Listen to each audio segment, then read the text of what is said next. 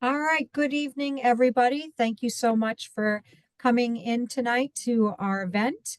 We will be talking about IEPs and all the questions you have in regards to CSE meetings, annual reviews, and we're very lucky to have three of our special ed task force members tonight to help take on some of your questions.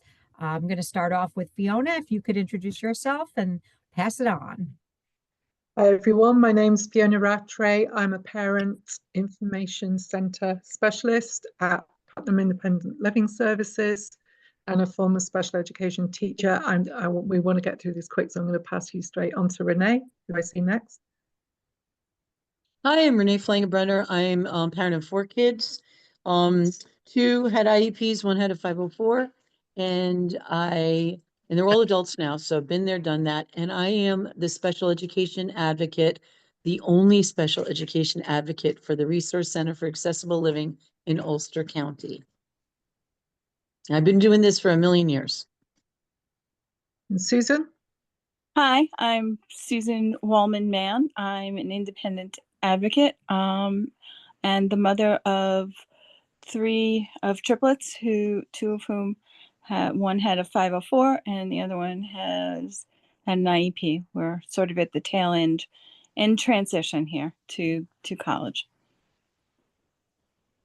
Okay, should we get started? Yeah. Okay, so we're going to whip through a quick presentation that hopefully will answer some questions. It will certainly answer some of the questions that were sent in before we started this evening. I do have a handout that goes with this that I can send out to everybody afterwards, so I will send that to Nancy tomorrow morning. And let's get started without further ado. So obviously, if you are getting ready for an annual review meeting or CSE meeting, the preparation is absolutely key. And the 6 things that we focus in on are getting into the right frame of mind, gathering your documentation, talking to your child, figuring out your plan, getting back up if you need it, and the follow-up to the meeting. So let's start with the frame of mind. Now, there will be some parents out there who are going into these meetings and they're quite happy with what's going on, but generally those that reach out to Renee, Susan, and I are not in the best frame of mind when they reach us.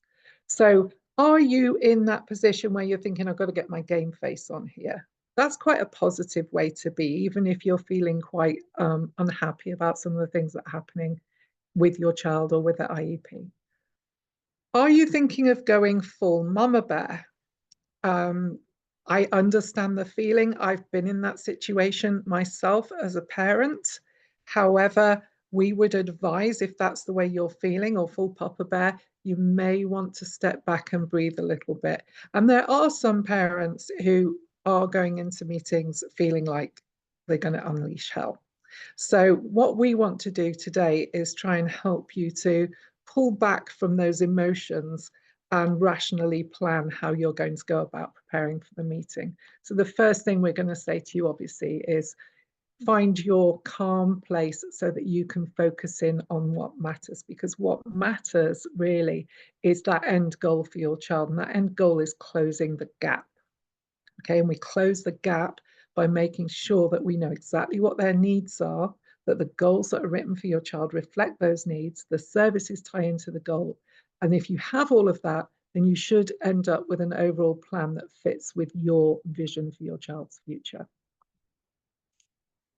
And before you start to prepare for the meeting, we always would emphasize to you that it's incredibly important that you do not underestimate the importance that you have as a key member of the team. Why? Because you know your child's history. You've been with them since they were born. You've seen them go through their developmental stages.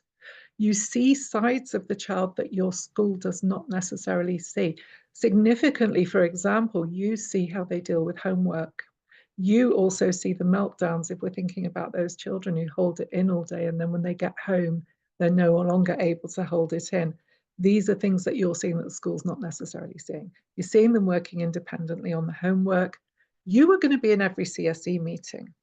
That cannot be said for the other people in the meeting. If your child is a kindergartner or a first grader, then you will find as you move through the school system that your occupational therapists are going to change. Obviously, the classroom teacher is going to change. Even your CSE chair is possibly going to change depending on how it's set up in the district. And finally, an effective IEP really comes out of parent-school collaboration. And I know for many parents, it doesn't feel very collaborative, but that's what we're aiming for. So step 2 is gather your documentation. I'm whipping through this, but you will get a copy of all this. I want to leave much more time for questions. So when you're thinking about that, you want to pull together a list of your current concerns and you're going to order it according to priority. Now, you could have a list of 20, 30 concerns. You need to highlight the top 3 to 5 concerns because those are the ones you're really going to be focusing on in the meeting. You also can take a blank copy of your child's IEP. We generally recommend that when you get a copy, you make a spare so that you've always got a nice clean copy, but you've got a spare that you can write on. So this is the existing IEP. And what you want to do is go through it and you want to check, are all areas of need listed? Do the goals tie in with the needs? Do the services tie in with the goals and needs? And are there any new areas that you've noticed of difficulty that are not covered in that current IEP? So you could go through, I tend to take maybe 3 highlighter pens. So I'll take one that I'll use to highlight all the deficit areas. I'll take another one that I'll use to highlight anything positive. And then I'll use another one to highlight anything that I want to question. You also want to look at your progress reports. So by now you will have had at least 1 progress report. You may have had 2 or you'll have 2 shortly. What you're looking at is, do the goals make sense? Because you're going to see them, you know, just that is what the progress report hones in on, just the goals and whether or not your child is making adequate progress towards reaching those goals by the end of the year. Are those goals SMART? Are they on the way to being met? If it says your child is progressing satisfactorily, that means they are on target to meet their goals. If it says they're progressing inconsistently or gradually, that means they might not be meeting the goals. And that is a question you want to follow up on in the IEP meeting if they are not on target to meet their goals. You can also look here to see how the goals are being measured and how they're being reported. You should receive copies of any evaluations, if any new ones have been done, and provider reports prior to the meeting. So make sure that you have them, we'd say at least 5 days before the meeting, preferably a couple of weeks, because you are going to need time to read through those reports and understand them. And sometimes if you're thinking about something like a speech therapist report or an occupational therapy report, the wording can be quite difficult for a layperson to understand. So you may need to go to the therapist and have them explain everything that they've written in the report. Similarly, if you've had any outside testing done, you should be sending that to the CSE chair at least 5 days before the meeting. We all need time to process the information. If we don't get that information until we get into the meeting, we're wasting precious time. And again, on those reports, highlight areas of need and figure out any questions that you may need to ask if you're looking to clarify understanding, explore implications for your child. And you can ask for pre-meetings with those therapists. But again, you want to do that as early as possible. You yourself can also collect data samples. If you've got concerns about various aspects of your child's academics, for example, you could collect some handwriting samples from their books, maybe reading comprehensions where they've had difficulty answering the questions, tests or quizzes that are showing spelling deficits or difficulties in math. You can even do video or audio recordings, for example, your child reading out loud if you feel that the picture you're getting of your child's reading is different to the one that you're receiving from the school. Step 3 is to talk to your child. I know this might sound obvious, but sometimes we overlook this. And what you're going to talk to them about, and you're going to obviously adapt this to the age and the understanding of your child. But if you can, you want to be able to just talk to them very, very generally about the purpose of the meeting, that we're meeting in order to look at the supports that you get and make sure that you're getting the help you need next year. And you want to find out whether or not they want to attend the meeting. Once they get to high school, they're going to have to attend the meeting. It's probably not a good idea to wait until then to have them in meetings. They can start earlier. I know of kids who started going to their CSE meetings at the age of 5 or 6. Now, they didn't go in and they didn't sit there for the entire meeting, but they would go in and just maybe say hello, see who was there, say a couple of things about how they're feeling about school, and then go out again. And if you do it that way, then the participation can increase gradually, because the expectation by the time they reach high school is that they should be conducting or participating majorly in that meeting themselves. Talk to them about the important aspects of the IEP, so the accommodations and services that they're getting, and how are they going, what's working well and what isn't, and make a note of any worries or concerns they have. Step 4 is to figure out your plan. Some signs that the IEP is working would be that your child's happy at school, you're getting those regular progress reports, your child's on track to meet goals, you've got tangible evidence of progress, everyone is on the same page, and you and your child feel heard. More often than not, when we hear from parents, it's because the IEP is not working. And the signs would be that your child's not on track to reach the goals, that they're struggling or they're reluctant to go to school. There's a lack of continuity. We're not seeing the needs followed through in the goals and the services. There's no agreed approach. And it feels like you're talking to a brick wall. No evidence of progress. That's another one. Sorry, I forgot that was there. So if your IEP is working, great, but you can still meet, and you should still meet, because an IEP is not set in stone. It's something that should be adapting and changing as your child progresses through the school system. So questions you can be asking are there any minor tweaks that can still be made? Can the gap be closed more quickly? Could we be maybe setting more ambitious goals in the future, for September? Can some of the services or supports be phased out?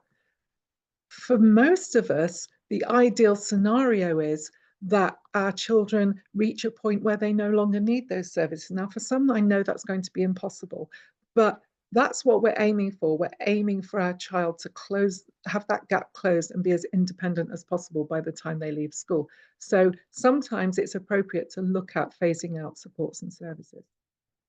And what's next? Where do we go next? What can we work on next if things are going well? If the IEP is not working, questions you want to ask: is there something missing? Have we uncovered everything that this child has in terms of needs, or do we need more data or maybe some more evaluations? What haven't we tried? Maybe there are some accommodations we haven't tried, or maybe we've been doing group therapy, but maybe we need to try individual therapy. What worked and what didn't work? Were services provided with fidelity? In other words, were they delivered in the way that they were intended to be delivered? So if your child was getting OT once a week, 30 minutes in a small group, was that happening every week? And were they working on the goals that your child was supposed to be working on in those sessions? And are your child's needs fully understood? So once you've pulled all of that information together, you can review your list of concerns, list out your priorities, write out questions, treat it like you're going to the doctors. I don't know about you, but many times in the past, I've gone into the doctor with a whole load of things that I want to talk about. And when I get in there, I forget about them. So write out the key things that you want to raise in the meeting. Talk to other parents in your district or other parents of children with similar needs to your own, because they may have some ideas and suggestions. You can make your own suggestions as well. So you don't have to rely on everything that the school generates. You can have ideas too, but do try and put that plan together at least 3 days before the meeting. And I think it's a good idea to share it with your CSE chair, because again, we don't want to waste those precious minutes where we're all sitting in that room together. Getting backup if you need it. Now, this is obviously going to depend on where you're at. Some people may feel that they need a lawyer if they're in a major conflict with the district. Others may feel they need a special education advocate. Otherwise, you can get support from a parent member. A parent member is a parent in the district who has received some training to be there as moral support. The big difference between a special education advocate and a parent member is that a special education advocate will look at the IEP. They will go through the IEP with you. They'll talk about goals with you. The parent member is really there for moral support. If you have a private tutor, therapist, or physician whom you feel has something important to add to the conversation, you can have them at the meeting, but bear in mind that there may be a cost involved. They're going to bill you for that time. You could talk to a former teacher, one that was really successful with your child, get some ideas from them. Or you could have a trusted friend or family member and take them into the meeting. You can take any of these people into the meeting as long as you provide 72 hours notice to the CSE chair. That's just common courtesy. That's what we need to do. So make sure that you provide notice. If you are coming in with a special education lawyer, then the district is going to bring their special education lawyer too. Some districts will even do that if you're bringing in a special education advocate, but that's unusual. Okay, trusted friend or family member, by the way, you want the one who will not take no for an answer. If you're feeling nervous or edgy about the meeting, you want someone who's going to sit there and make sure you go through that list. And again, share with your CSE chair what's happening. Research can make all the difference. So we often have parents coming to us saying, I think my child's dyslexic, for example, and I've been asking the school to look into this. Well, you can actually go online. There's a great website called understood.org, and you can type in evaluations for dyslexia, and it will give you a list of evaluations, similarly for autism, ADHD, and so on and so forth. Follow up. Oh, and you can also research goals. All right, you don't have to rely on the goals that are generated by the school. You can look up goals yourself as well. Follow up after the meeting. Send an email confirming the main points. You're not generally going to get that IEP unless it's a program review until August. You don't want to wait till August to discover that there are some mistakes in the IEP. So confirm the main points and send an email straight away after the meeting. Make sure that you know for moving forward all of the lines of communication, who you need to reach out to for various circumstances. So if there's an issue with the IEP, you know, do I need to reach out to my child's classroom teacher? Should I contact the special education office? Find out who you need to talk to. Check the goals that you've agreed. Make sure you understand them. Sometimes those goals are not written in a very parent-friendly way. You can have them rewritten so that everybody understands them, and discuss them with your child. Your child needs to know what they're working on. Discuss the services and accommodations with your child. Sometimes we agree to accommodations in a meeting, the child's not there, and the accommodation kind of, you know, crops up when they start school in September, and they might not be comfortable with it. A classic example of that would be if they're doing separate testing for exams, and they don't find out till the day of the exams that they've got separate testing arrangements, and they feel stigmatized at being pulled out of the room. So you have to talk these things through with your kid. When you get the IEP, read it thoroughly, look for those mistakes, issues, anything that you're concerned about, and make sure you contact the CSE chair immediately if there are any issues. Set up a filing system. We run a workshop on setting up a filing system if anyone's interested in the future in that.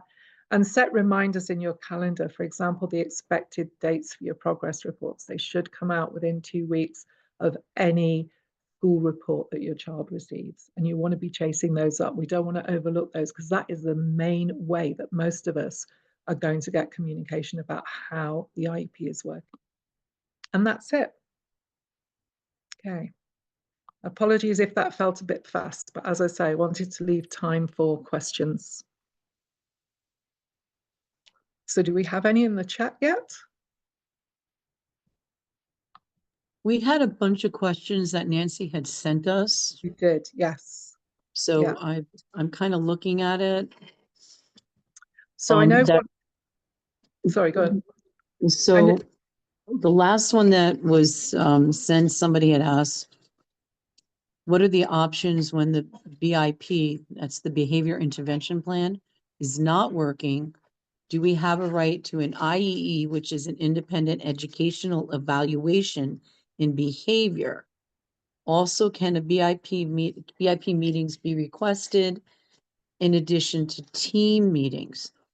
So if the BIP is not working, first thing I would do is I would call a team meeting with the people at the school. So somebody created that BIP. So whoever actually wrote it obviously needs to meet your contact person and just to email them and say that's not, can you please can we meet? Because you want to know what's going on.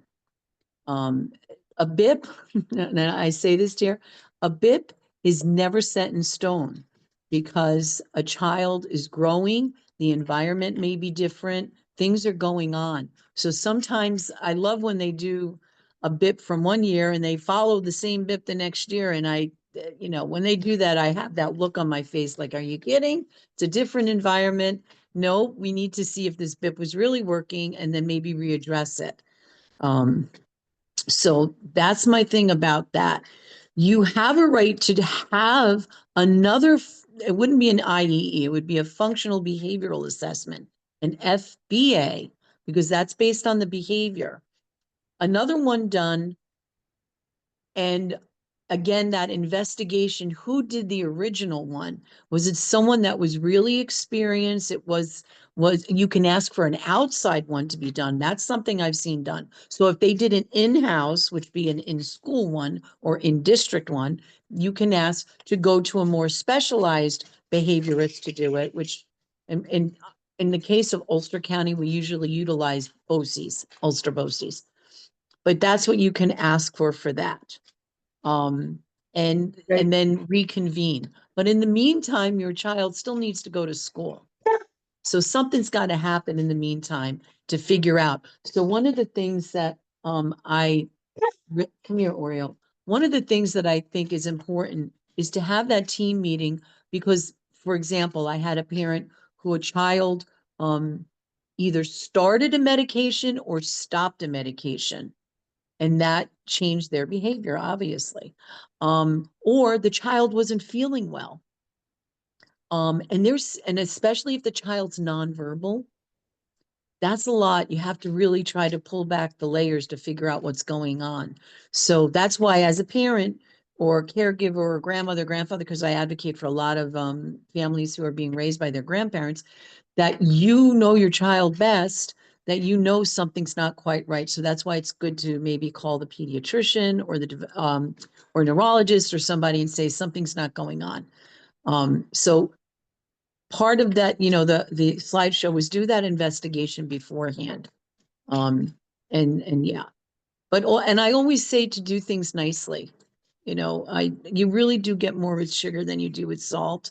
Your child has a chance to be at that school for, the district for 21 years, if that's until they're 21. Yeah. So it's important that you do that, but make sure that you have your backing up that, Johnny, has been complaining, doesn't, this and that and all the other stuff. Make sure you document. It's really important to do that. So I hope that's enough for that answer. I have a couple Yeah. questions in the chat too. Mhm. One question here. If a school tells you that your child is too smart for an IEP and they will only give a 504, can anything be done? And Yeah. who should we speak to? So you Oh. could reach out to any one of us, for example, and we could guide you through that.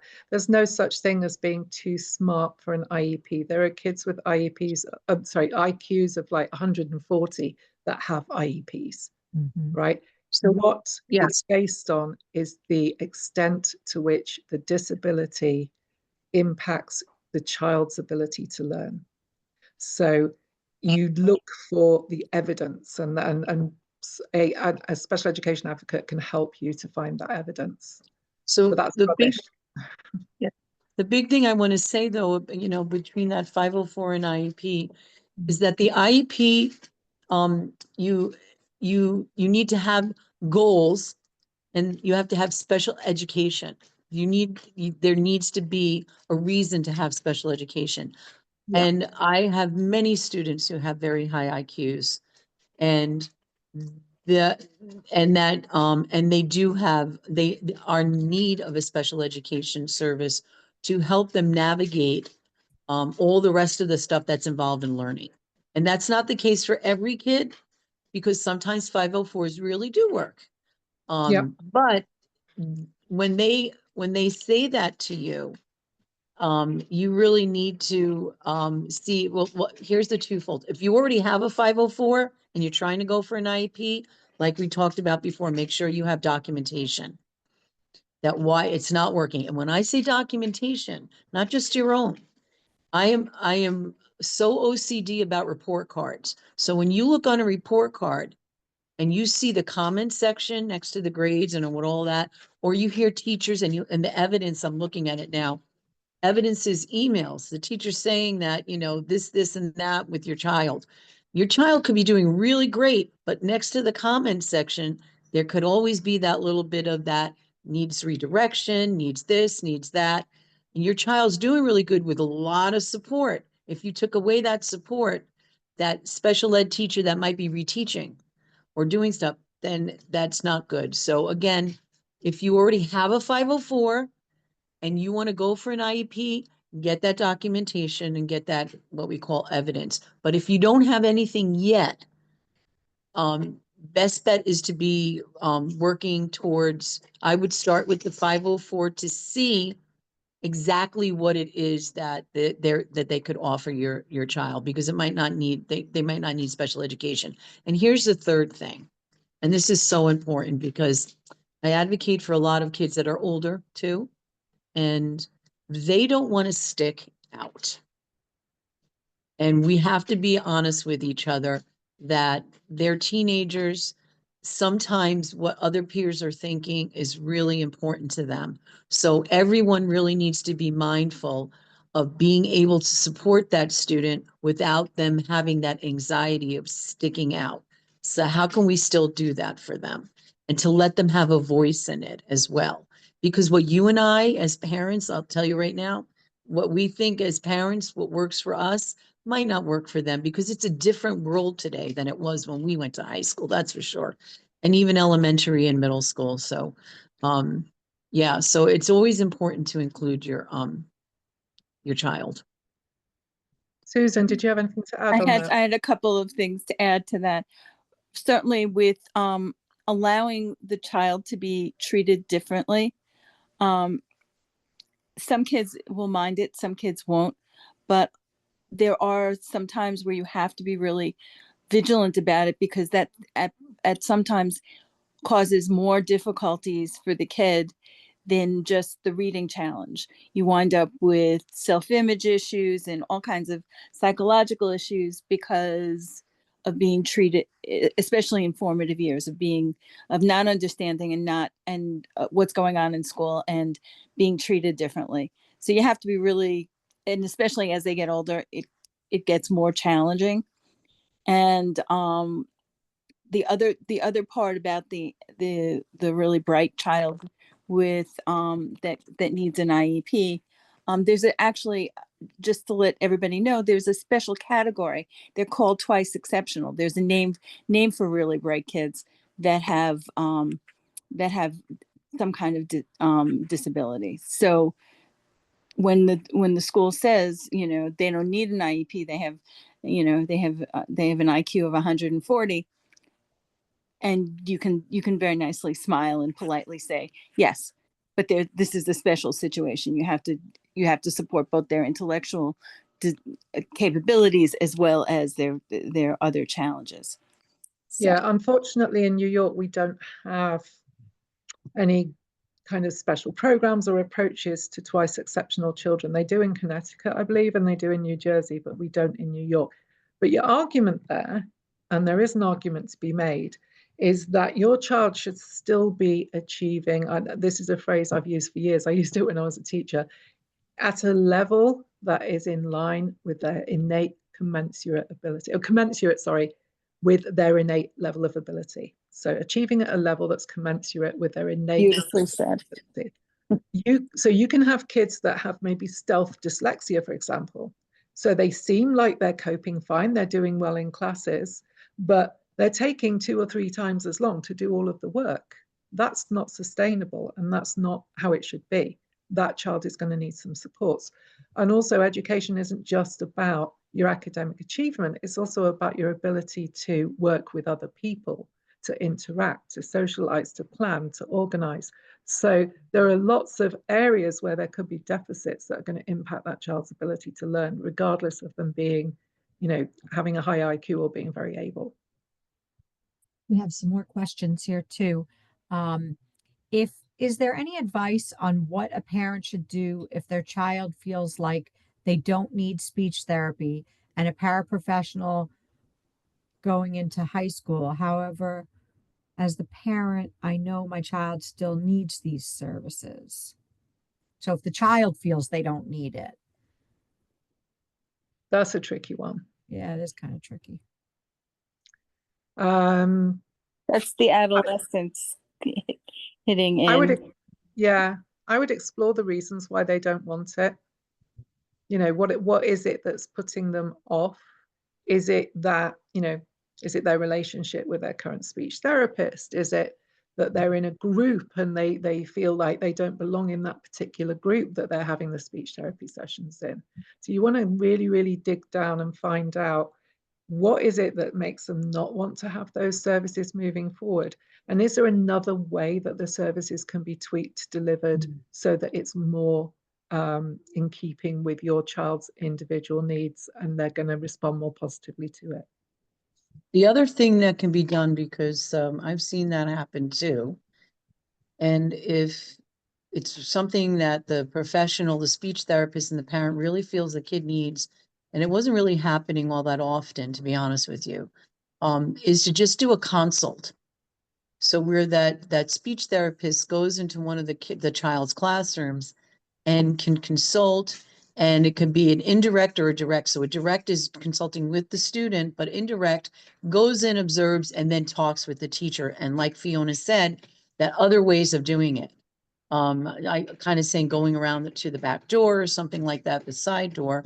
So letting other people know that this is a way to help Susie with this here without her actually coming to speech therapy once every 6-day cycle, which is just a half an hour every 6 days, which I think, is, I'm laughing because I really feel that's such a stretch, a half an hour, that it is up to so many other people on that team and the support group, and including parents, to work and help that student, because, that's not enough, a half an hour.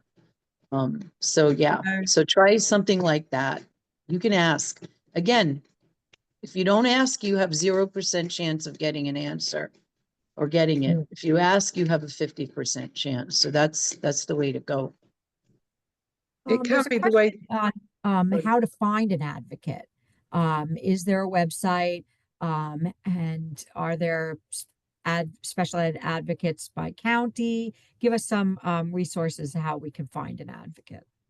So because I work for an independent living center. So if you were to Google the Independent Living Center, New York State Independent Living Centers, and I hate saying that to you, but it, when you Google it, you look at their menu and see if they had advocacy services and stuff like that, and look down and then see if it's specific to special education. So I know that Ulster County has a special education advocate, moi. Dutchess County has it. That's Taconic Resources for Independence.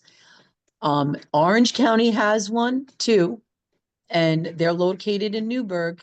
And they one of them also speaks Spanish, and the one in Poughkeepsie, Taconic Resources for Independence in Dutchess County, speaks Spanish as well.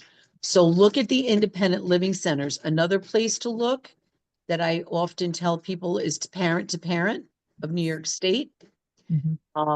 They are another wealth of information as well. There are other organizations that, and I would look to see if there's mental health organizations in your county that have that. They have family advocates. Ask your school district, because not for nothing, a lot of school districts have a list of resources. So what they have there. And then of course there's the ones that you can pay for. And those you could just literally Google special education advocate. There's on Facebook, there's some groups that are pretty much geared towards Hudson Valley special needs parents. I think that's the one. Which is encompasses literally the Hudson Valley. You can go there and ask, and trust me, you'll get a lot of people that will say that.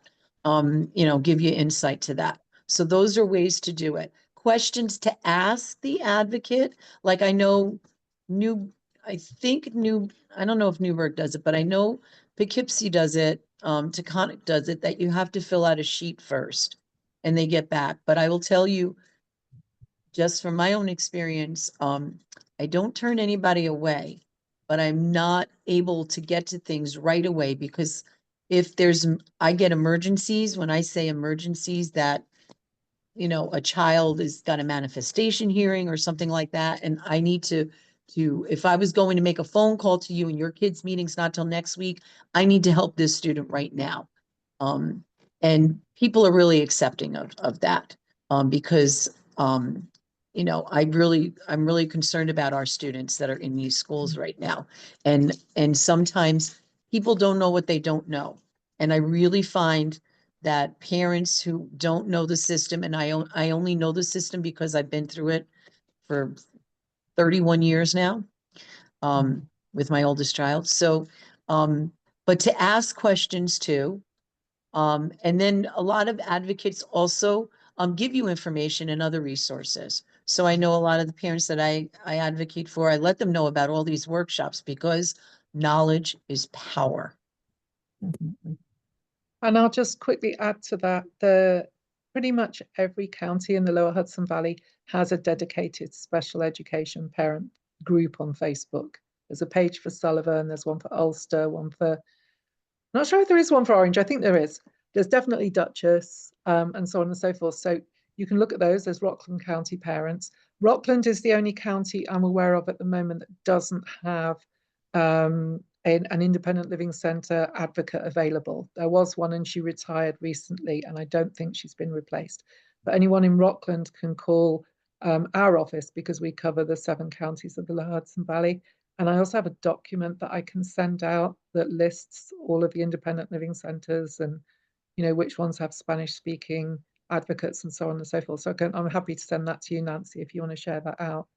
That'd be great. But if you're looking for private advocates, paid ones, you want to be looking on those parent pages and looking for recommendations. Can you provide more details about what questions to ask when progress is not being made year after year and goals aren't being achieved? Oh, well, if you Oh. Why do they have that would be the look on our faces, right? Right, Susan, Yeah. Fiona. We'd be like, and that's like one of the first things I think as an advocate I look at. Like I was at a meeting today and I was so ready to be like looking at particular goals and saying, based on the progress reports. And I was so proud of the related service provider that came out and said, Susie met these goals. And then I was waiting because sometimes just being there is enough, but I was waiting. And so, they were so proud of that. And then the next sentence was, so now we gotta come up with some new ones. And I'm like, yes, let's keep the eye on the prize and let's get that student to close that gap. They did it, they're getting there, but we got it. And I was so proud of it. So that's part of it. Those progress reports really, and I hate it when they say, see the comments section, see comments, because and again, I'm a parent too. I was like, this isn't helping me. This isn't helping. I want to know, do you need to change up the goal? You need to have other people looking at it and helping take data for it. There's a lot to be said about that. But if they're not doing anything, if there's been no progress and it's nothing, say, can we have a separate meeting? Because that's a lot. Separate meeting to discuss the goals and the objectives, because I really do believe that they need to be updated. And you have a right to do that. My number one question in that scenario, because that really shouldn't be happening, that if goals are not being met year in, year out, something's seriously wrong. My number one question is going to be, has the district really fully understood the needs of this child? Because my guess is they haven't. Because if they have, and they've put appropriate services and goals in place, then we should be seeing progress. And the district itself should be asking questions, to be frank, if the child's not making progress. Susan, did you want to chip in on anything there? Yes. And you have to just to add on to that. There are times where the goal is too lofty, or the reason it's not achieved is, by 10th grade, this child's going to read War and Peace, but that you haven't taught them how to read cat yet.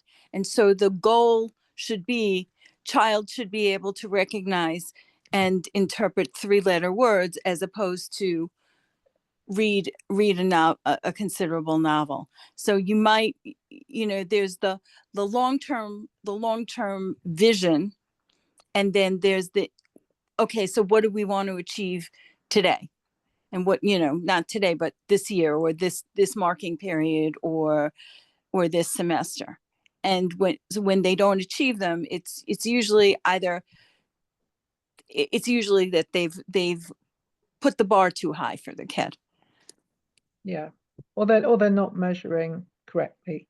So a big one that we come across a lot is you're being told that the child's on target with reading, but they don't seem to be making any progress whatsoever. And Yeah. There's all kinds of reasons why this happens. One is a lot of schools still use a system called Fontes and Pinnell. If they're giving you, if it says F&P reading level, you can technically, with some books, you could seem to be at that reading level simply because you've learned how to recognize pictures, use context. It's a book about something that you're well versed on. It's a book about baseball and your kid's crazy about baseball. So somehow they manage to seem to understand the book when they really don't. So you want to be looking for other sources of evidence about where their reading levels are in that scenario. But I would say for any parent out there, if you're in that situation where you've gone through years of goals not being met, that's when you want to reach out to an advocate, because you're going to need some help going through that process. What are the special considerations for students transitioning from one school to another? For example, from middle school to high school? Ooh, can I take this? Mhm. That's my forte. People don't like me. So I get so concerned with kids transitioning from one school to another. And everyone's going to laugh at this. And even some of the people that are on here, when they do that, and then they'd want to drop services and move and go to a new school. And I'm like, are you kidding me? You don't drop something because it was really working and your child's doing well, and then they go to a new school. Yeah, no. So I always push to keep those services. And then here's my big thing. When they transition to the new school, whatever school it is, elementary to middle to high school, always ask for a 6 to 8 week program review at that meeting. So you can review to see, well, we really didn't need those other goals. Come here, Oreo. We didn't need that. So that's one of the things. The other thing with transitioning, come here. The other thing with transitioning is you want to have the best opportunities for your child to visit that school, get to know the layout, understand certain things beforehand. And now, today was a meeting again, a kid going to the high school, and I came up with this idea, and I'm going to ask people to help me with this. They have orientations, usually scheduled for the older kids. So if there's elementary schools that have orientations, but middle schools and then high schools. However, that could be extremely overwhelming for kids who might have IEPs or 504s that have anxiety of being around big crowds like that. So I thought today, why can't they try to have a separate orientation for kids who have IEPs and 504s, make a special day of it, get other kids, to volunteer to help show and tour and all that other stuff. Obviously you want the parents there, so it's not as overwhelming to that student. And one of the teachers that was on shared that, there's contractual issues with that because because of the union, that they don't need to be there. And for me, but that teacher was very willing to do something. But my thought was that I think that if you set this up and you plan this well in advance, even the end of the school year, when how many of these kids have these half days where they're not doing anything, the schools are empty, the teachers are still there, that's when you do it. You don't need to wait to the beginning of the next school year, right? You can have it at the end of the school year in June and maybe have it the last week of August. But I think to make sure that you do that and to ask that is important, to always have that transition plan. And make sure that, for example, that there are going to be teachers at that transition annual meeting that may possibly be your child's teacher. If your child has a medical issue, that there's a nurse or somebody from the next school that your child's going to be part of that meeting, because they might have questions. If your child has a one-on-one aid, this is for everyone. If your child has a one-on-one aid, I am telling you to make sure that that one-on-one aid is invited to your child's meeting, because that one-on-one aid knows your child really well too. They're with your child all the time. And sometimes I hear schools saying, well, we're asking, to give a report and we'll give the report for the one-on-one aid. And I say respectfully, I disagree with you, because there could be questions that come up that one-on-one aid would know. And if the child's old enough, the student's with the one-on-one aid and comes to the meeting. So, those are some of the things I was just thinking out loud there, but I think those are the important things. You can keep asking questions. Well, let me And just, just- as is my habit here or tonight, there is one thing that the lower school, so the elementary school may promise things.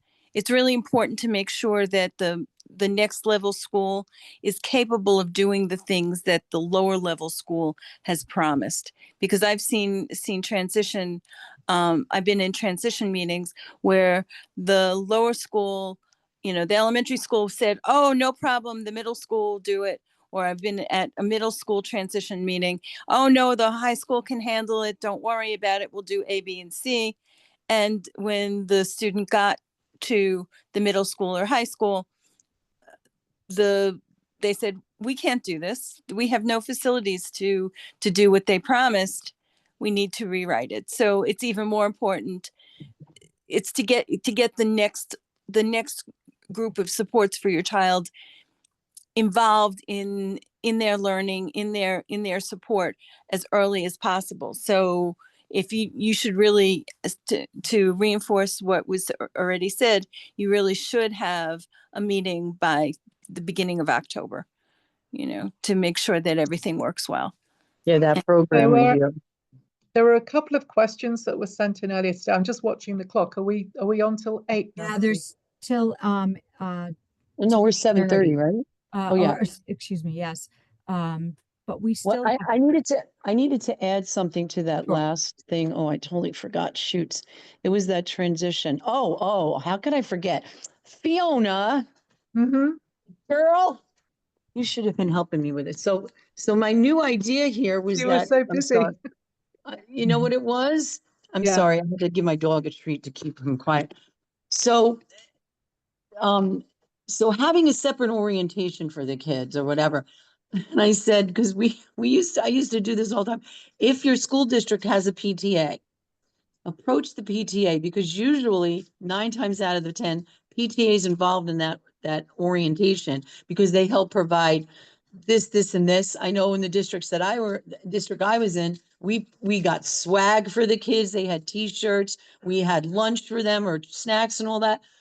If your school district has a SEPTA, a special education PTA, go right to them and say, hey, is it possible for us to have this separate orientation? I mean, just throw it out there. All right, Yeah.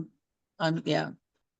Okay, I know a couple of questions that came in that we can deal with quite quickly. One was, how often can you ask for an independent educational evaluation? Mm. The answer to that is that you have to have had testing done in the preceding 12 months, because an independent educational evaluation is you saying that you reject the results of that testing. So if you've had an initial evaluation and you disagree with the results, you can request one. If you've had a re-evaluation at any point and you disagree with the results, you can request an independent educational evaluation. And there is a middle way as well, which, because there are some schools now pushing back on IEEs. So the middle way would be, again, to reach out to someone like us, or do that research on understood.org, find out about other tests that maybe the school didn't carry out and ask if they're willing to do some more testing. So that's a kind of middle ground there. And then there was a question, I forget the wording of the question, but it was about autism and whether or not there's a kind of criteria for schools to identify autism. I think that was the gist of the question. And And to obtain if you- an autism, to obtain I can't hear ABA. you very well, Nancy. I don't know if anyone else can. Oh, to obtain ABA supports and autism focused supports if they're not diagnosed specifically with autism. Was that the Yeah. one that you emailed us? Yes. Oh, Yeah. yeah, so it was early age kids. So the Mhm. schools can do what is called an ADOS, the Autism Diagnostic Observation Schedule. And I've had some, because when they're that young, I've recommended that school districts do that, because right away they're, like you said, they push you back about that, but they don't diagnose. They do not say your child has autism. However, when they do the diagnostic, the ADOS, at the school, and it comes back, there's a high probability, and they can see that the student is this way and that way, definitely that can gear, some of the supports your child might need. However, that ADOS is really good for you to bring to a developmental pediatrician or a neurologist to get for them to do an actual full-scale autism evaluation, and they have that information already. But to that question, yes, ABA, I have not seen, and Fiona, you can tell me if I'm wrong, I've not seen ABA services in school, because that's what's the word they use? Yeah, I know. I can't remember it It's not a either. program.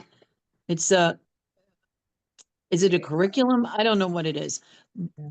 Yeah, and that kind of bothers me, because it does work for some kids, not all. Yeah. So that's when the school will tell you, go privately and get it through your insurance. But the problem with ABA, it makes no sense if you do it at home and you don't do it in school.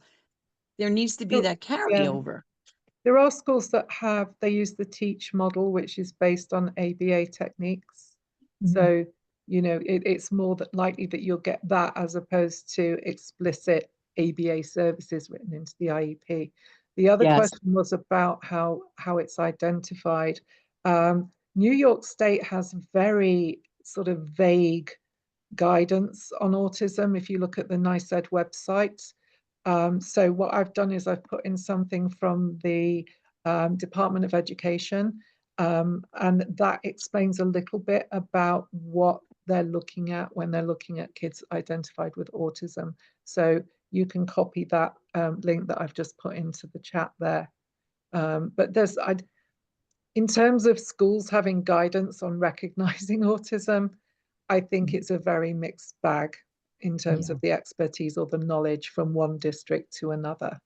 And I speak as a parent of 2 children with high functioning autism, one of whom was in a district in Westchester okay, some time ago now, we're getting on for nearly 20 years ago, who said they understood autism and they did not.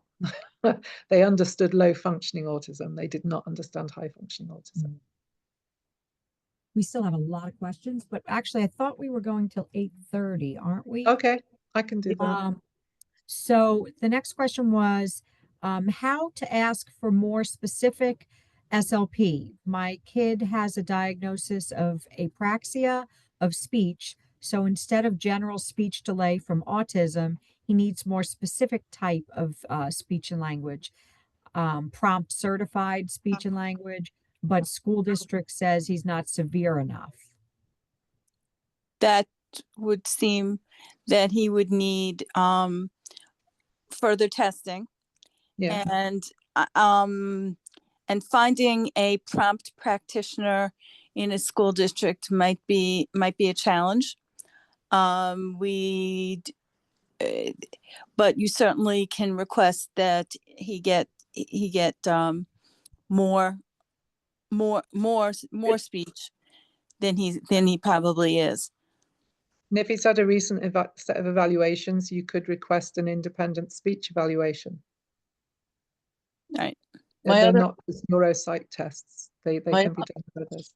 Sorry. Yeah, my other thought on that too is and I know this is happening where I am, in the area where I am, is that they don't have enough therapists. So they're cutting back across the board. So, which is very sad because I have, this number of kids that really need to get the speech therapy services and they're not getting them. So ask point blank. And if you know of any others, kids that, any families that doing that, to see if it's something that seems to be doing across the district, and you can ask, ask the special ed director. Is it because, is there a lack of therapists? Is this the reason? Tell them to be transparent, because sometimes that's really the reason. Yeah. Also, sometimes it's the case that when a child's working in a small group or one-on-one with a therapist, their performance with that therapist may be at a greater level than in the classroom. And we're looking for those skills to be generalized, not just for them to be able to meet the goals or practice those speech skills with a therapist. Those are not embedded unless they are using them all the time in all situations. So it may be a case of looking at your child's individual speech needs and kind of digging down a bit and making your own observations as well, but also asking the classroom teacher, are you seeing any of these things happening in the classroom? Because maybe there's been a communication breakdown there. I mean, there shouldn't be, but it's possible. We have another one here. It says, hello, our son is a junior and masks at school. He has a special ed teacher who comes to the house once a month. I recently called a meeting trying to increase to once a week. I was also okay with it being a half an hour. Well, it didn't go well. Any suggestions? Why is the special ed teacher coming once? I mean, I would agree. I don't see the point in somebody coming for half an hour once a month. Do you want to unmute and explain a little bit further? Yeah.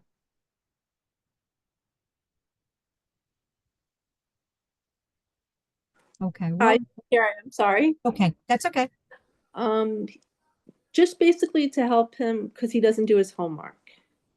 He just So refuses it. they have somebody come once a month for half an hour because he doesn't do his homework. Yeah.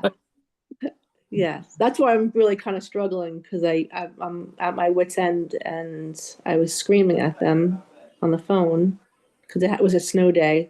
Normally I go in person, but I've been at odds with the school district for many years since the beginning. So Susan, are they, I'm trying to understand this as well.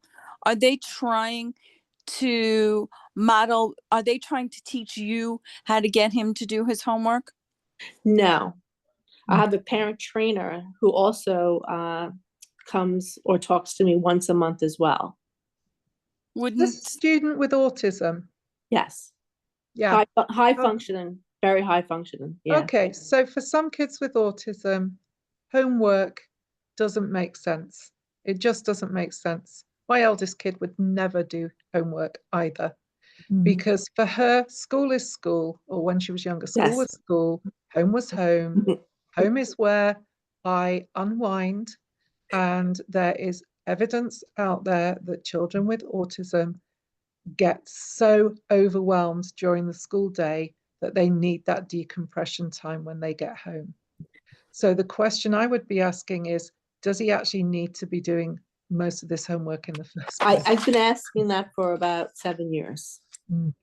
And it's Right. been met with major resistance because he does quite well in school, because he's just one of those people that can take a test and do very well. He pays attention in school, and there's things that he struggles with, but the specific things that he's struggling with, they don't want to address. He has a little bit, he's very complex, scattered profile. He was adopted trauma at 18 months old, where we suspect also fetal alcohol, but he's so intelligent that, and just everything else is a disaster as far as him, like his executive functioning skills. They're supposed to come over and help him organize. He won't do anything. Like, he really gives them a hard time as well. Is he in Yeah. high school? He's in high school now, right? He's in 11th grade. Okay, why so don't- he should be having lots of free periods. So why can't the school? Because they want him, they want him to advocate for himself, and they want him to ask. And I say he won't, because he also has reactive attachment disorder. So that really poses a big problem on my husband and myself, because, there's trauma, and he doesn't really connect with us, and everything's a fight. So, he has like a little bit of everything, like kind of tossed in there as far as like these little quirks.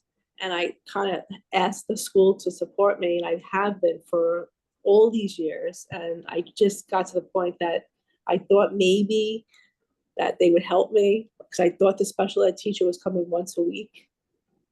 Because what he does So is, why doesn't he, this is Renee, why can't he get the work done in school? Why aren't you bringing that up? And when he's in school, does he have all of those behaviors that he has at no, home in school? not really, because it's So structured. then there's no reason for them to be doing anything at home with you. When it comes to the homework, let it take it all. And there's kids and other kids too have learning disabilities and ADHD. They put all their effort in during Yeah, the he has day. ADHD They too. get home, boom. They need to literally let their brain rest and their body. It's just such a drain for them. So I would definitely advocate for, if he doesn't have resource room or a That's what study I was hall. thinking. He Or- did. Now he has the now he's actually like almost one-on-one with the teacher, 40 minutes a day, and that's when he does his homework. So why do they need him to do it at home? I don't know. That's what I'm trying to Oh, argue so with tell the- them you don't want it. I'm sorry, but I can't imagine a school district not saying, yay, we don't have to go and do that. Just, Yeah. I can't imagine. I just feel like they You wouldn't know be why? like Because applauding. you know why? Because then they say to like me, I'll say no homework, because it's really, everyone, especially he has such a scattered profile, because we don't know what you're dealing with at times as far as to try to modify how you treat him. But they don't want to even hear it. They say, oh, well, he's not going to be prepared for college and life. I said, he's not going to college. So hold Yeah. hold it. So instead of this, he needs some executive functioning support. Yes. He doesn't need, Yes. you don't need somebody, you don't really need the parent training. You don't need, you may not, but you certainly don't need I him. don't need it. Yeah. I've been asking for executive functional support last year with his resource room teacher. And he goes, oh yeah, I heard that. That's a new thing out there. I'm like, no, it's really not a new thing. It's been out there forever. And what district are you in? Do you mind Mount sharing? Sinai. Well, Long Island. Mount That's down Suffolk down. County, Suffolk County. Ooh, but Suffolk there's County. that wonderful, that Yeah. executive functioning group Who? Where? What? out There on is a Long good Island group, someplace. I don't yes. remember the name, but there is. Well, you There have to hopefully remember it and tell me. Okay. Do you have an advocate? So yeah, Deborah, I have advocates. I have people come in and out. Like, it's just like, you know what it is? It just seems like, it's just almost seems like intentional that they don't want to do it. Well, Mhm. you can refuse it. yeah, No, I Yeah. don't want to And that, refuse it. you I just don't, say, no, we don't want this anymore. no, because I do That's see it. the value in it, because they help me do other things. So they help me with OPWDD. I applied for that, although I haven't got it. But they help me with doing a person's But that has PCP. nothing to do with the person coming to do No, homework that's with them. additional. The person that comes to do the homework now, because I guess when I was screaming, they must have understood what I was saying, because they kind of hijacked the whole meeting. So I just called for a meeting, just like a informal meeting. I didn't know it was a formal meeting because I wasn't there for one. And we've just been fighting with the school forever. I mean, if I could write a book about what they did. It's really kind of sad and criminal, actually. But they just wouldn't hear me. And then I just said, okay, well, why don't we just go? I wanted to do once a week for half an hour. And I wanted it to be once tennis started, he would stay after anyway, and that he could just meet with somebody and they can just get him organized, get his homework handed in, and be on with his day. And that's it. And then he would just go to tennis. I think the way that you're going to get that done is by asking for an executive functioning evaluation. Okay, that's a great idea. Thank you. I didn't even know it existed. See, that's what I'm saying. They ask me what I want, but they don't tell me what's on the menu. They don't tell me what my choices are. I have no idea. I never you heard say of it. you say you've been working with advocates. Are you working with an advocate from a local independent living centre? No, I'm not working with anybody now because I felt like we got everything kind of under wraps. You know, Okay, so I would say reach out to the local independent living centre. For parent to Would there be one in parent, Long Suffolk Island. County? Long Sorry? Island? There is, Okay. yeah. There is one on Long Island. Okay. Yeah, I there. can't remember. There might even be There's a more. lot than one Oh, on okay. Long I Island. think I know. Silo. I think I know. I spoke to them before. It's Yeah. Silo, SILO, Silo. Oh no, I didn't speak to those. Silent. Silo. Thank you. Or you can contact parent to parent. The parent to parent group on Long Island is quite good. Yep.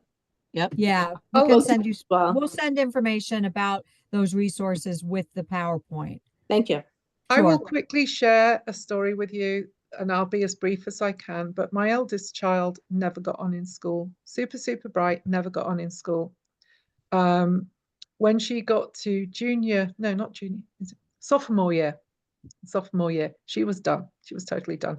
And we were doing all these things. We were fighting, trying to get her to do her homework, trying to get her into school, because by that point she had major school refusal. And she got to 16, and it just so happened that my father died that year. And Aw. my whole outlook on life changed. And I just went, you know what? We're not going to fight this anymore. If you don't want to do school, you're old enough, leave school. And that's what she did. She left school. And she spent about 6 months trying to figure out what she wanted to do. She then did the GED. She then went to college. She's on a completely different timetable, as many of our kids with autism are. And it's taking her a while to get her full bachelor's degree. But she now has those study skills because it's what she wants to do. She's making the decisions and deciding what she wants to pursue. And she works very hard now. But it's not being forced upon her. It's her choice. So just something to think about. I'm not suggesting you pull your kid out of school, but things No. can change. The problem is also with him is that he's games all the time on the computer. Yes, So I can't get him off the game, and so the school is the thing. School is good for him, actually. He was supposed to go to BOCES this year and decided not to, and then I kind of talked him into just doing it after high school, and he has a good plan, I think, but it's just like getting there. But I think that I just want him to be up to his potential, and I feel like they're just pushing him back. Yeah, just sometimes he's doing it to himself too as well. So you come at it from a different angle sometimes. It's just she's a major gamer as well, and that was a big concern for us as parents, particularly between the age of 14 and 18. And she still games quite a bit, but she has a balance in her life, and she gets great grades at college. She's an A student. So it just sometimes we have to kind of step back and change the timetable a little bit and look at it from a different angle. And the gaming, it drove me nuts as a parent, but I will tell you, I can now see that it was highly beneficial for her Mm. because she's got all kinds of abilities that she has gained from that, doing that for years on end, and a huge friendship group. Mhm. True. So it does have its plus sides, but it does drive you nuts as a parent, I know. Yeah. Thank you. Thank you. Thank you. All right, we have some more questions. My son is in 8th grade,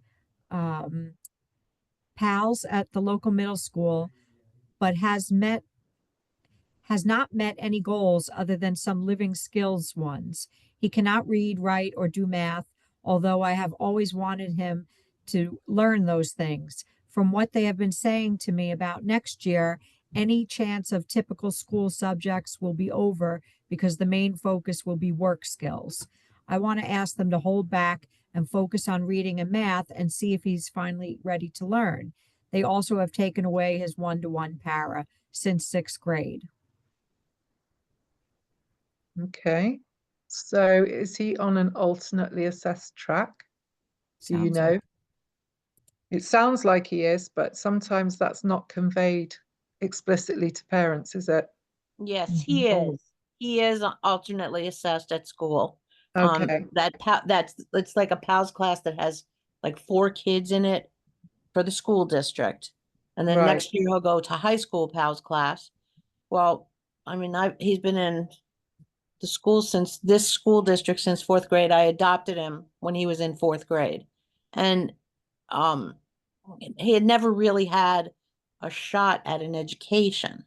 So he's never met a goal. Like I was looking at older IEPs and things like sight words were on there. He'll identify 20 sight words by the end of the year. Well, he never did it, so they just took it off. I have been asking for them to do some sort of a reading program with him, like phonetically based, maybe something where they could actually track progress. Yeah. Because they say he's at preschool reading level for as long as he's been in school, which means to me, no one's ever tried with him. He's 14 years old and he's still doing the thing where they cut out the letters and glue them to a piece of paper. You know what I mean? Like he can't read Yeah. the words that are on there. They took away his para because they said nobody has a para in middle school. And this year I told them I wanted him to have one and they said no. They have one for the whole class. There's 4 kids in the class. Well, first But of all, everybody's stretched out so much that nobody helps him. Like he's never going to learn anything. And Yeah. I mean, he's a child with delays. He's autistic. He has all sorts of developmental delays and stuff. But his brother has the same thing. His brother is now in 11th grade and he's up into a 3rd grade reading level. And they both have, I mean, I've had genetic testing done and all this, so I know what their issues are and they have identical issues. Well, he wasn't ready to start learning until he was 15. But then Right. once he hit 15, now he's reading at a 3rd grade level. But the school is saying, well, when he goes into 9th grade, we don't work on that anymore. We're focusing on his work life. Well, unfortunately, with my son, he's an autistic child with one focus. He wants to be a cop. He's never going to be a cop. That's never going to happen. And there is literally nothing else that he wants to do in his life. So You know. so I want to jump in because he has until he's 21, correct? Yes, he Yeah. does. So here's the deal. And I'm glad you asked that question. So he might not be able to be a cop, obviously, but that doesn't mean that he might not be able to do some kind of job in Oh, law he enforcement. will, but the thing is that as he stands right this minute, okay, with this rigidity and stuff, he's not going to want to be anything else. So, and my thing is, I mean, he gets my Social Security because I'm a senior citizen with no husband. So he's going to get my Social Security for the rest of his life. So he's going to have money, if he has some little part-time job that he will do. But my thing is, I'm older. I want him to be able to advocate for himself by being able to at least fill out a form for himself. You know what I mean? Like read the information that's on. Oh, what Those are is just Granny simple things. doing here? And the fact Sorry. is, I even went if you to want to try to 100 call teach him in to and read, punishment. Can I hold you up a second? Sorry. Winnie, can you mute your mic? We can. Please? well, that was, Sorry, I'll do that. Thank you.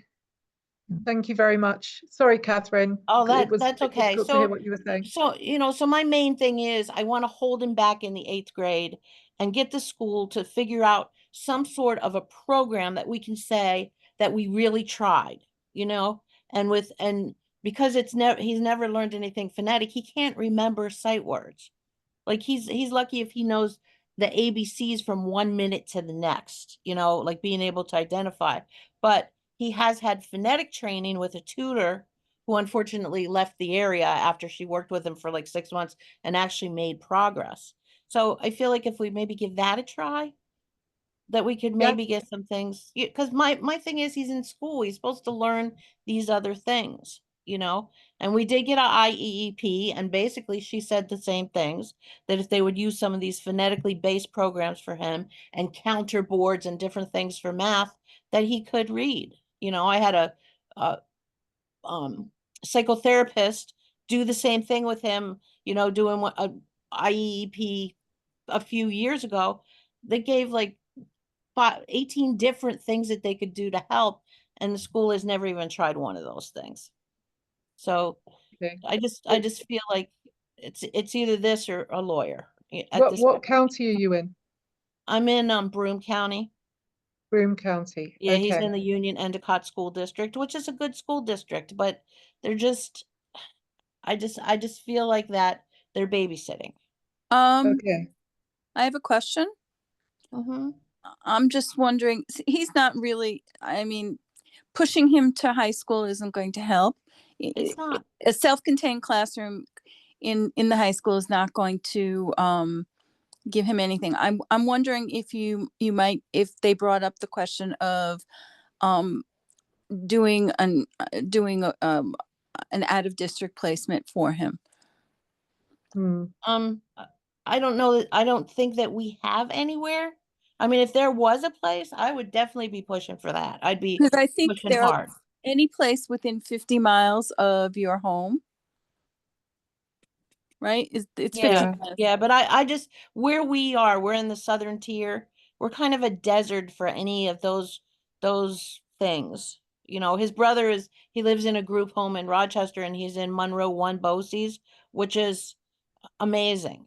That's a very self-contained school. His brother has way huge behavioral problems, but he's got a team and he's got services, and he's come a long way. Down here, just no.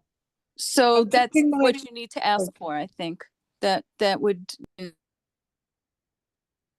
Yeah, I've just put my email into the chat. Catherine, if you email me, I should be able to connect you with an advocate, a free advocate that covers your area. That would be great. Okay. That would be Yeah. wonderful. Secondly, when you have kids in self-contained, oftentimes the teachers in self-contained are not taught those methodologies for teaching reading. They're not. So But they do have people that do that. They have reading literacy, and I've they said, do, and you give him could to the advocate for second that. grade literacy person. He doesn't have to be in a class. I'll pay her to do it. Yeah.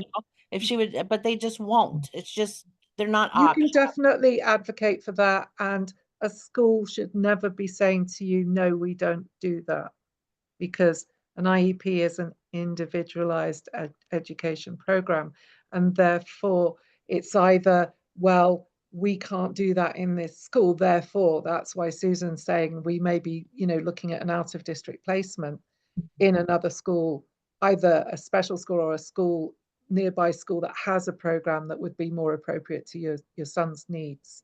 So, and we don't give individual students powers in middle school. Well, if the individual students' needs dictate that that's what they need, that's what they Right, require, exactly, because then they have to provide it. right, and they've never taught him to read or write, so he needs somebody to actually do that for him. Yeah. he has a speech impediment, so he can't use speech to text because Yeah. it can never understand what he's saying. And that's what I've said. Well, they'll say, well, we're teaching him speech to text.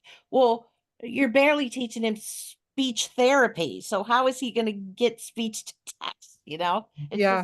just not, that's not a solution. Is he getting Yes. speech? He does get speech. But now that he's in 8th grade, it's not like it used to be. It's more group, Yeah. and so he hides in the group. He lets the other people do all the work Mm. because he's figured out that now he can do that. He can just kind of refuse and say, no, ask so and so or whatever. Even though I've asked for individual for him, but his speech has come a long way. It's speech to text can't understand him. It can't. And did they do Yeah. an assistive tech evaluation on him? Yeah, he's got assistive technologies that they pretty much, But with like, the speech, he has hearing impediments and things like that, and so we get the FM modulator, and that, from what I know, they've stopped using it. They haven't been using it for the last 2 or 3 years. well, sometimes the FM thing doesn't work. There's an alternate way of doing that. It's a high res hearing aid that's similar but doesn't use the FM waves, and it connects to things with Bluetooth. So so there you really do. He may be actually a good candidate for a full better assistive tech eval. That's what I'm thinking. Okay. It's amazing what's out there these days in terms of assistive tech. I agree with that one too. Catherine, please reach out to me. First of all, I can send you some information on assistive tech, but secondly, I will connect you with whoever covers Broome County. Okay. Okay, thank you so much. Thank you so much. Thank you.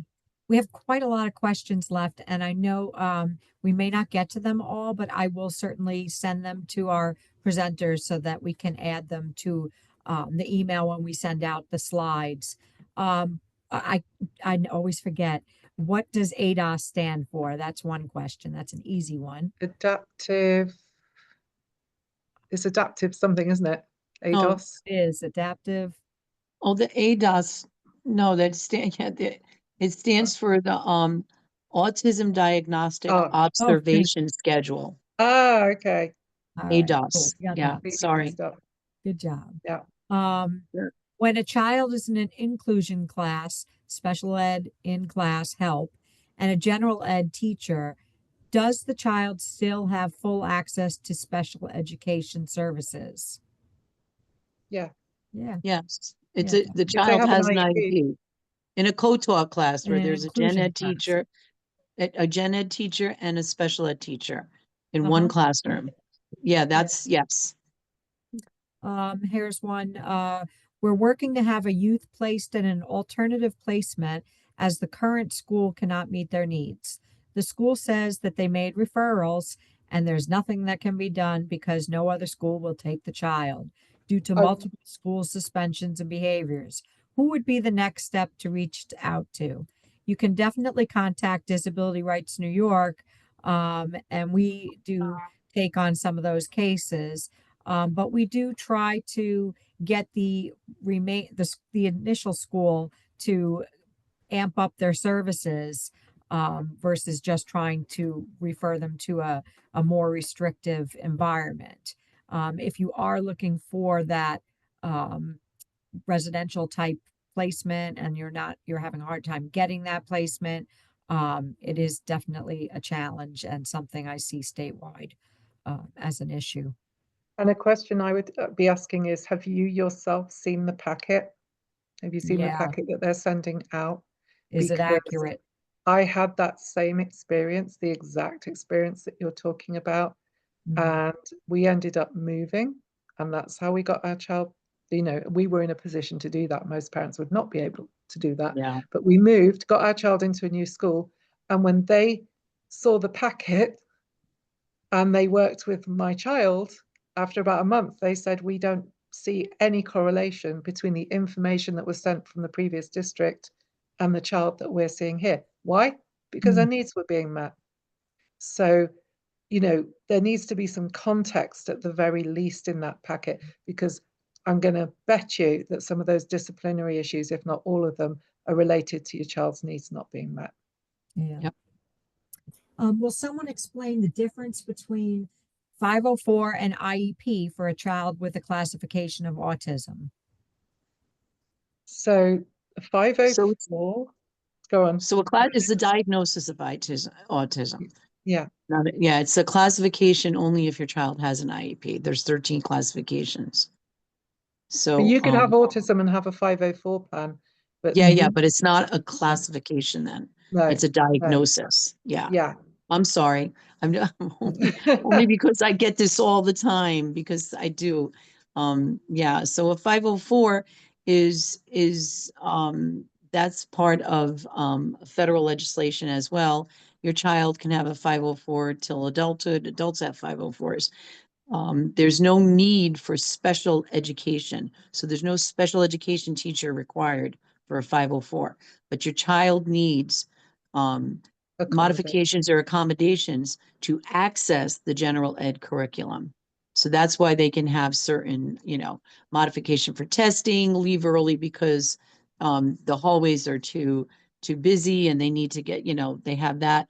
But if the student needs specialized education services, then that's when they go for an IEP, an individualized education program.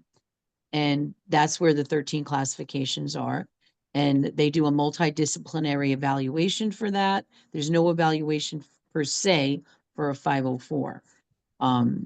There's data from the teachers. There's information that you give as a parent. There's a medical diagnosis most times as well. So that's the quick way of answering that question. Yeah. If the person wants to elaborate, like, did you want to know about that because your child has a 504 and you feel they need an IEP? Because if that's the case, we can elaborate. Yeah. Just have a couple more. Might be able to get through these. Have you seen any successful ways to track IEP goals using data? IEP goals should be tracked using data. That's how it's supposed to work. Yeah. They're supposed to, so you should, if you look at the IEP or you look at the progress reports, it should, for each goal, have, they should be outlining the system for tracking that goal. So it will say, for example, monthly observations or weekly checks where, so say it's a reading goal, for example, and you're looking at the reading fluency, then they might have a system whereby the teacher sits down once every 2 weeks with the student, they have them read, and they have some sort of matrix that they use to document what's happening when the child reads out loud.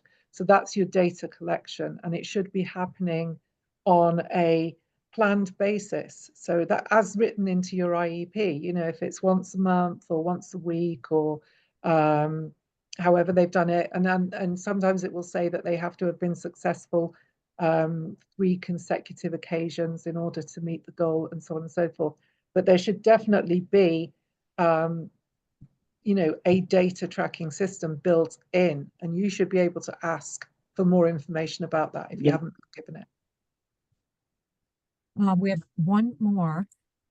I only have a 504 because his IQ is too high, but he always gets comments about doing better in small groups, redirection, blurting out, etc. He has ADHD combined type, on meds since 6, when recently diagnosed in January, now 8 with ASD level 1 and Tourette's. How do we get executive functioning skills and social skills help? I believe I need an IEP. Yeah, you do. And there was one more thing. P.S. I fought for 2 years and just got the 504 with an advocate back in August. I also had to switch schools due to bullying. Sadly, this is still happening. Any advice? What county are you in? Monroe. Monroe? Yeah. Monroe. Okay, again, you've got my email in the chat. I'll find out who covers Monroe for you. In fact, I think I know who covers Monroe. That's up north, isn't it? Yeah, Yes. Rochester. Yeah, okay, then I can Well, we have- definitely put you in touch with people Yeah. in Rochester. I Are you really Yeah. appreciate it. It's been quite the nightmare. I've even filled out DASA forms. I'm still in the same district, but I'm in a better school. It's just extremely frustrating, and it's constantly going on. You know, I don't want to pull him out.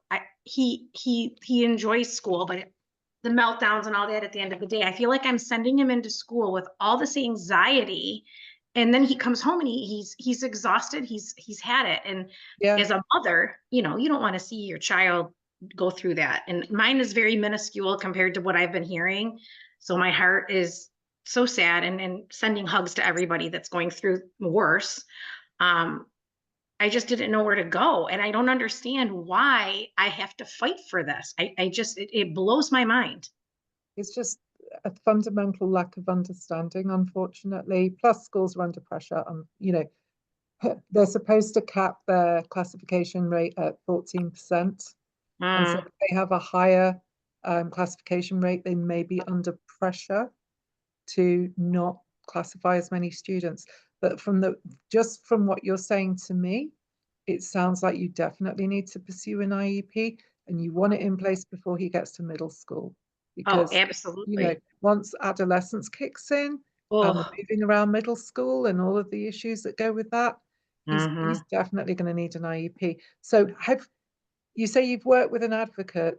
Have you worked with anyone from Starbridge in Rochester? Yes, that's who got me the 504. And what's Okay, interesting, her name is Julia Hartfield. She's I know amazing. Julia. Yeah, She's amazing. I owe everything to her. I mean, yeah. she was supposed to come on to my meeting. So she sent me the template, which I filled out. That is exactly when they all jumped as high as they could to try to help me. When they knew that her name was copied in for the meeting, that's when I got everything done. So I had that completed in August this past summer.